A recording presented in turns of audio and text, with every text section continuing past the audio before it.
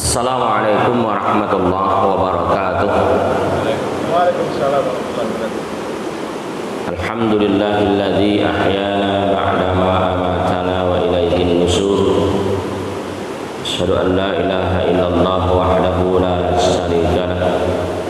Lahul mulku wa lahul hamdu hina yumiit wa huwa ala kulli syai'in qadir. Wa asyhadu anna Muhammadan abduhu wa rasuluh sallallahu alaihi wasallam la nabiyya wa la rasula ba'dah. Allahumma salli wa sallim wa barik ala Muhammad wa ala alihi wa ashabihi ajma'in, amma ba'du. Jamaah salat subuh rahimani Allah wa iyyakum. Bersyukur kita kepada Allah di atas setiap nikmat yang diberikannya. Nikmat Allah yang sangat banyak, tidak bisa kita hitung berapa jumlahnya, dan tidak mungkin pula kita mampu untuk membayar. Mari kita pergunakan setiap nikmat Allah sebagai sarana, sebagai alat, sebagai jalan untuk mendekatkan diri kepadanya, menjadikan nikmat sebagai sarana untuk beribadah. Itulah syukur yang sesungguhnya. Karena bersyukur tidak memadai kalau hanya sekedar memuji Allah saja, tapi syukur itu perlu pembuktian.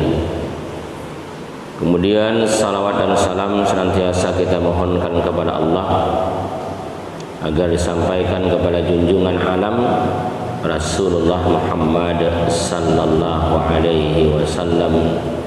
Allahumma salli ala Muhammad wa ala ali Muhammad.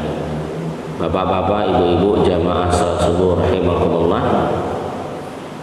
Satu ketika datang seorang perempuan janda menghadap kepada Rasulullah sallallahu alaihi wasallam.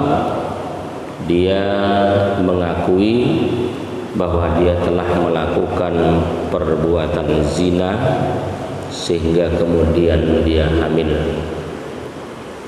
Perempuan itu meminta kepada Rasulullah SAW agar dihukum menurut hukum Islam. Jamaah rahimakumullah, kita tahu bahwa di dalam Islam perbuatan zina adalah merupakan dosa yang sangat besar. Dan apabila dilakukan oleh orang yang belum pernah menikah, hukumannya adalah dicambuk sebanyak 100 kali cambukan, serta diasingkan selama 1 tahun. Kalau sudah menikah maka dia dirajam sampai mati. Perempuan tadi janda, berarti dia sudah pernah menikah. Dalam keadaan hamil dia datang melapor kepada Rasul dan minta agar dihukum menurut hukum Islam. Berarti hukumannya adalah rajam, maka dia akan mati. Berarti mati pula bayi yang ada dalam kandungannya. Kata Rasulullah, pulanglah engkau. Nanti setelah anakmu lahir, engkau datang kembali. Jadi yang berdosa adalah ibunya, bukan anak yang ada dalam kandungannya. Maka saya sering menyampaikan kepada jamaah, di dalam Islam tidak ada istilah anak haram. Sering kita mendengar anak haram, anak haram. Tidak ada anak haram. Kenapa?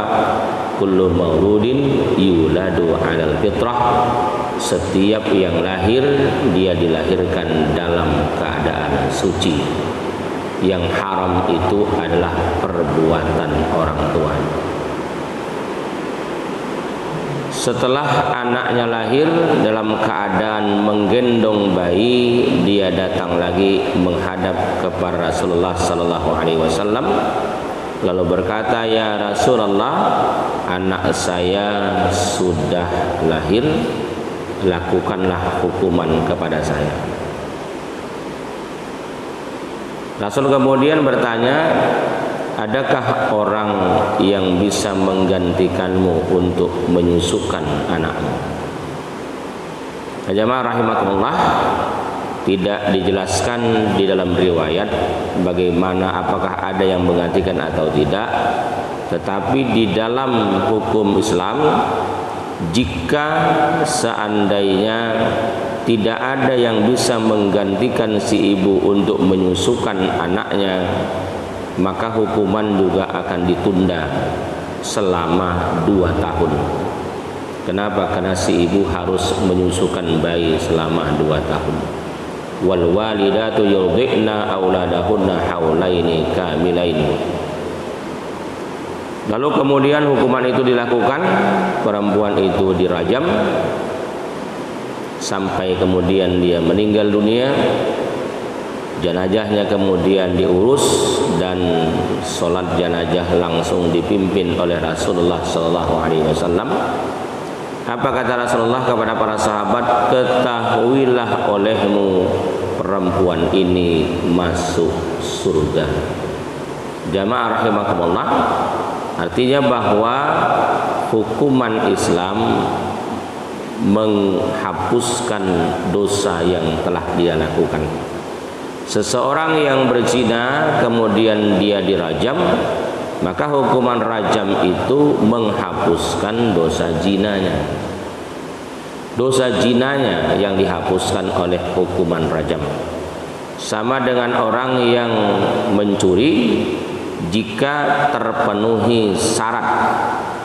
Karena untuk dilakukan hukuman potong tangan juga ada syarat. Syaratnya ada nisab, kemudian barang yang dicuri adalah barang yang disimpan. Maka hukuman potong tangan menghapuskan dosa mencuri. Jamaah rahimakumullah, adapun zina kalau dilakukan oleh orang yang belum menikah, maka hukumannya adalah cambuk. Sebagaimana yang disampaikan oleh Allah, cambuklah keduanya masing-masing 100 kali cambukan.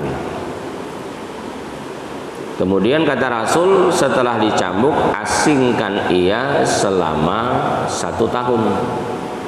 Jamaah rahimakumullah, hukuman-hukuman ini seperti rajam, mencambuk, memotong tangan tentu tidak bisa dilakukan secara pribadi atau kelompok-kelompok, karena kalau bisa dilakukan secara pribadi akan terjadi nanti hukum balas dendam.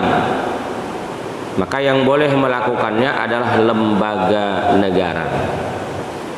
Lembaga negara kita kebetulan tidak menganut hukum syariat, akhirnya tidak bisa dilakukan.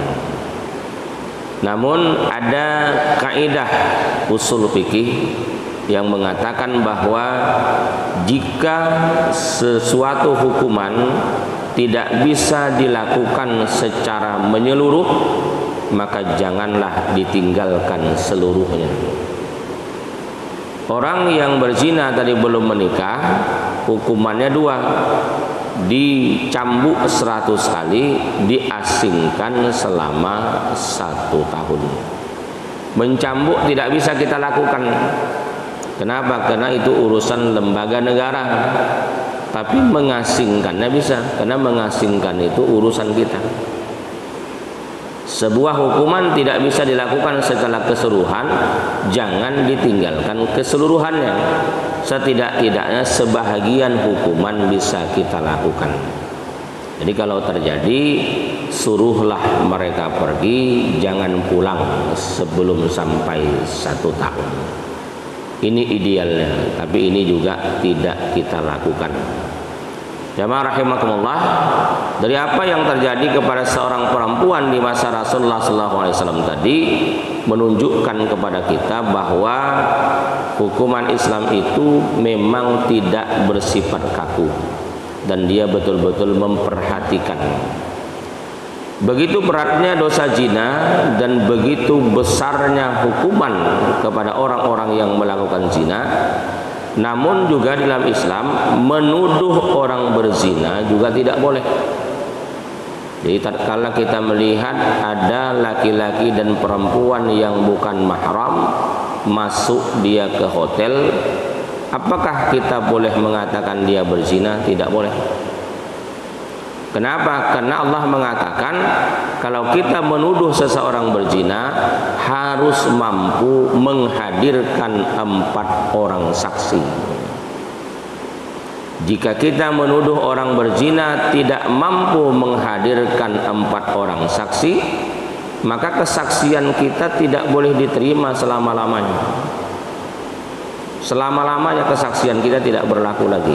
Jadi tidak sembarangan menuduh orang berzina. Kenapa? Ini menyangkut nyawa.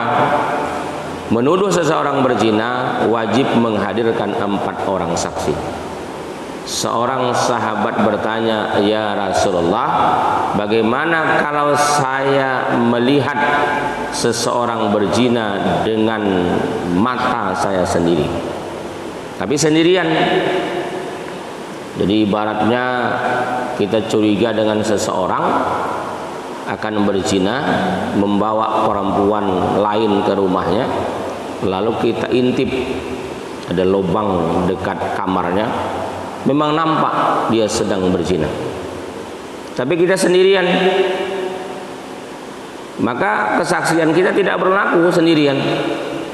Kita cari kawan 4 orang untuk sebagai saksi. Begitu dapat kawan diintip, udah selesai dia berzina. Apakah kesaksian seorang diri itu tidak berlaku?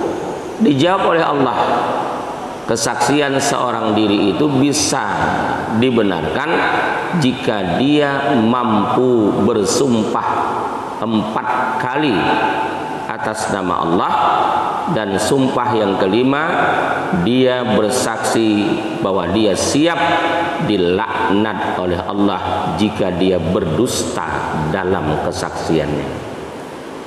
Sumpah apabila menggunakan nama Allah terpenuhi syarat, maka sumpah itu biasanya memang punya efek di dunia jika berbohong dalam sumpah. Sayangnya sumpah seperti ini tidak berani dilakukan oleh para pejabat kita. Kita sumpahnya cuma sumpah ica-ica aja. Jamaah rahimakumullah, jadi berzina dosa besar. Akibat dari dosa itu hukumannya juga sangat berat.